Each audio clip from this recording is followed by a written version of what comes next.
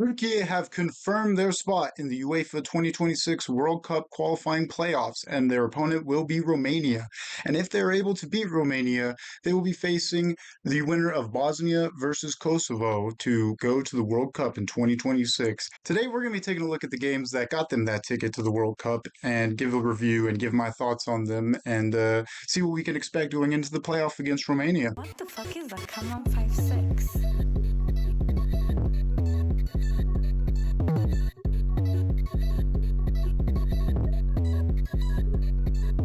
Well, merhaba, folks, and welcome to Zeki Football. And yes, it is true. Türkiye have made it to the playoff round of the World Cups, and their opponent will be Romania, which is good. Türkiye actually got a really good draw when it comes to the World Cup playoff groups and their opponents, and it could have been a lot worse.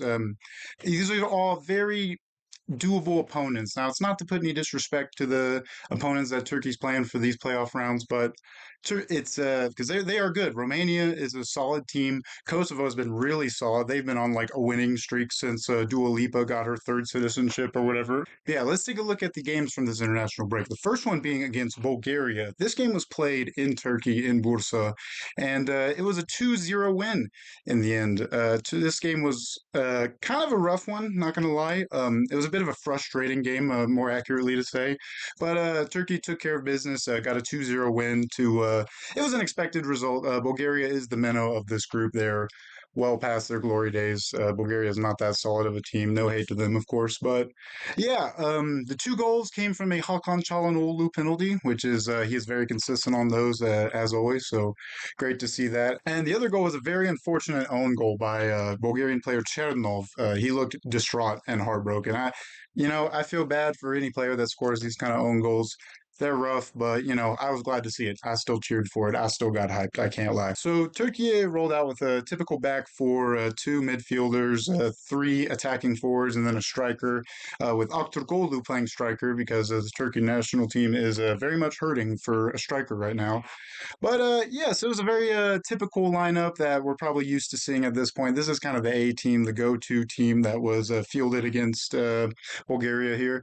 And yeah, I gotta say, this game can be pretty much summed up by Kenan Yildiz, like having Kenan Yildiz did great. He did amazing, but he had a lot of frustrating moments where he just couldn't get the ball finished, or whoever he was passing the ball to, oftentimes Kerem Aktürkoğlu couldn't finish and turn the play into a goal. But speaking of Aktürkoğlu, he was playing as striker, which is always interested to see. I'm always interested to see him playing as a striker because he is a winger.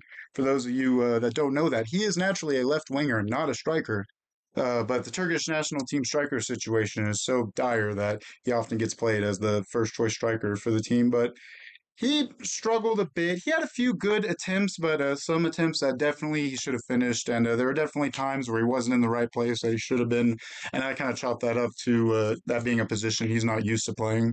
But other than that, the rest of the team did pretty solid. Good performances from Zeki Çelik, Oğuz Aydın, Ferdi Kadıoğlu, as always, and Hakan Çalhanoğlu.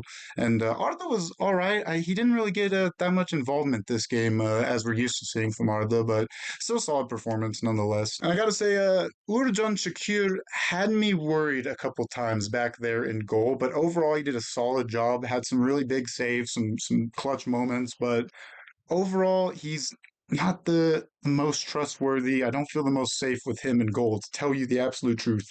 I personally would still like to see Berke Özer being the first choice a goalkeeper for Türkiye, which seems like that's not going to happen, as Berke has ruined his relationship with the Turkish national team and stopped getting called up, or hasn't in this most recent one. But yeah, Uğurcan Çakır was solid. He had a few good moments, but also had a few not so great moments and risky moments where it could have definitely turned into a goal if it weren't for just luck on our side. All right, moving on to Turkey's next game in this international break, which was group leader Spain. And going into this game, I was not very confident in Türkiye to get a positive result, to say the least, considering the first leg of this matchup earlier in this World Cup qualifiers was at home in Turkey, and Türkiye managed to lose 0-6 at home. So, yeah, to be fair, Spain are, in many people's opinions and in my opinions, the favorites going into the World Cup 2026, and the strongest team right now in all of all the national teams. So even though it's not great, losing 0-6 is somewhat of an expected scoreline. Maybe a little bit less of a beating would have been nice.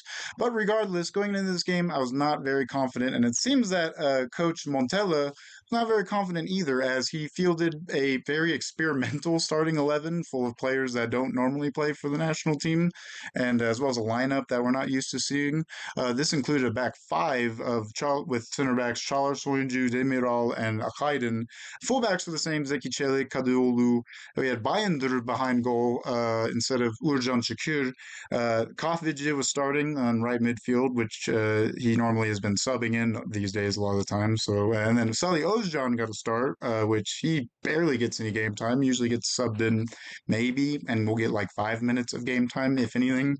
Next to him, Orkun Kokcu in the midfield. That's pretty normal starting player that we're used to seeing. Then Barış Alper Yilmaz started in the left midfield, which is actually his position, and wasn't played as a striker for the national team for once because of the desperate striker problem that Turkey has. But speaking of strikers, the striker for this game was Deniz Gül, an actual striker starting for Turkey. Who would imagine? That's amazing. And believe it or not, he scored against Spain, which was awesome. Yes, Spain went up early in this game, 4 minutes in, a goal from Danny Olmo. And at this point, I was thinking, here we go. What are we thinking this game? 8-0, 9-0, 10-0? Because immediately after Spain scored, they were just as aggressive, just as uh, in Turkey's final third, and in their box, going for goal. So I was like, okay, here we go again. But to my surprise, the counterattacking football from Türkiye was pretty solid this game, as Spain had like 72% possession of the ball, whereas Turkey had like whatever, I can't do quick math, 28%, that is maybe. They had barely any possession compared to Spain, and like the passing rate would pop up in the game and be like Spain 274, Turkey 70.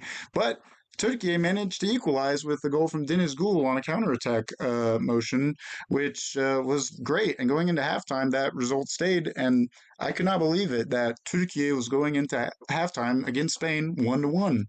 And better yet, following that, pretty early on in the second half, Salih Özcan, defensive midfielder, scores a beauty of a goal, which hats off to him. That was an amazing goal. So maybe he'll get some more time. Who knows? But that was a great goal, and I was hyped as fuck going forward, which I'm sure a lot of other fans watching were as well. But unfortunately, not too long after this, our hopes and dreams of actually beating Spain and getting a result against Spain were quashed by who scored? It was Oyarzabal who scored and equalized to make it 2-2. But luckily, Turkey managed to hold on to this result till the end of the game. And honestly, in my opinion, thanks to the performance of Altay Bayındır. This man, United is the problem, folks.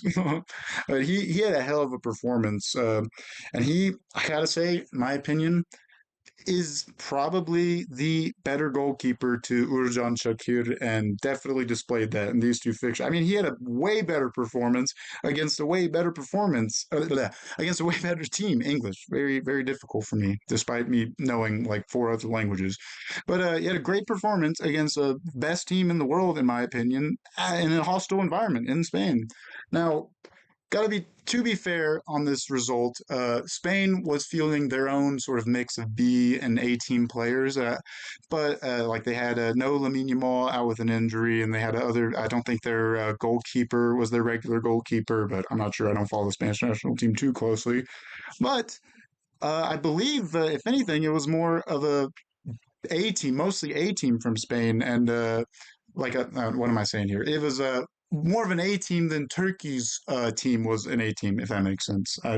English, I'm really good at that. But yes, regardless of the exact lineups from either the team, getting a result against Spain, a 2-2 result like this is amazing, and honestly should instill some confidence that the Turkish national team is able to go toe to toe with the best team in the world. If you don't want to agree with that, then one of the best teams in the world in Spain. Yeah, we also got to see Yusuf Sarri get some game time this game, and he was fine, I guess. Nothing of note to mention with him. I mean, he was subbed in, to be fair to him, so there's that. And Mustafa Eski Halac, who was the backup left back since Eren Elmalı got uncalled up due to being a naughty better like 5 years ago. One time, I think, is his defense, at least. How dare you at an Alamola? Uh, yeah, Esquilache, he did not great. He got a yellow card despite only playing like 15 minutes in total. And then also Rapis Atakan unfortunately got some game time as well, and he was just nothing too notable to note there. And Akcicek got some time, which made me happy to see. Which is weird. Akcicek didn't initially get called up. Neither did who was it? Who else? Isak Viral or Ahmet Kutucu. Who Isak Viral and Ahmet Kutucu stayed on the bench, but they those three randomly got called up in the middle, like right the day before the game against Spain. So that was unexpected, and that was cool.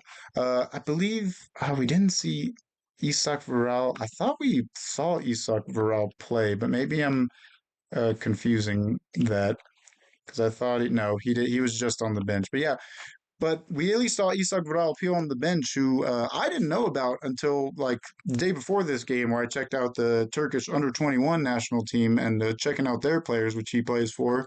And yeah, he's a 19-year-old midfielder who plays, or maybe he's a forward. I'm not sure. I can't really trust the SofaScore position labeling sometimes, but he's a Swedish-born Turk who plays in Italy in the Serie A. So hopefully he works out to be something interesting. So yeah, guys, that is going to do it. A 2-0 win against Bulgaria and a 2-2 tie to group leader Spain. What international break for Türkiye. And now we go into the playoffs against Romania. And then after that, we take on Bosnia or Kosovo, which I got to say, if we take on Bosnia and Turkey has to play against Edin Dzeko, that would be very interesting to say the least. But anyways, thank you guys for watching this video. Like and subscribe and all that jazz. And we'll see you at some point in the future, my friend. Goodbye.